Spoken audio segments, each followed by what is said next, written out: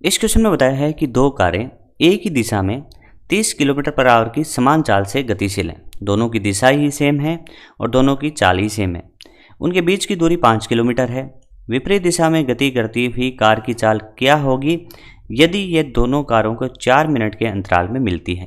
तो चलिए डायग्राम से समझने की कोशिश करते हैं। अपन यहाँ पे कह सकते हैं, देखिए पहली कार ऐसे जा रही होगी कितने से, वो आपको दिया है 30 किलोमीटर पर आवर। एक दूसरी कार इसी दिशा में सेम चाल से 30 किलोमीटर पर आवर से इधर जा रही होगी।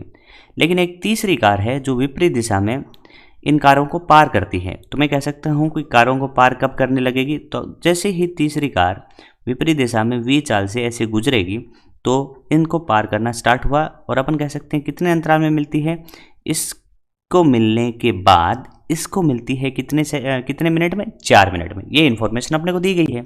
तो मैं कह सकता हूँ जो अध्ययन बचा है ना, वो केवल और केवल 1 और 3 का बचा है। तो आप 1 और 3 की बात करते हैं तो 1 कितने से आ रही है, 30 से, और 3 कितने से आ रही है, तो अपन कह सकते हैं वो आ रही है v से।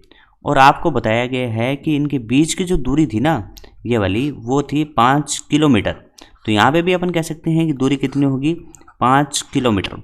और अब ये जो कार हैं वो मिलेंगी कब, वो मिलती हैं 4 मिनट के अंतराल में। देखिए 2 नंबर कार का काम इतना ही है कि वो ये बताती है कि अब समय स्टार्ट हो चुका है और इस समय के 4 मिनट के बाद 1 नंबर से मिलने वाली है। कौन सी, 3 नंबर। ये इसका कॉन्सेप्ट है, समझ में आ गया। तो अपन ने कन्वर्ट कर लिया किसमें, 1 और 3 में।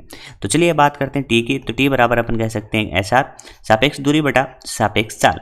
अपन बात कर सकते हैं समय की। तो यहाँ पे 4 मिनट है, 4 मिनट को अपन घंटे में बदल लेते हैं क्योंकि सारा डेटा आपका किलोमीटर पर आवर में चल रहा है। तो 4 बटा मैं कह सकता हूँ 60 हो जाएगा। और सापेक्ष दूरी आपकी 5 किलोमीटर होने वाली है।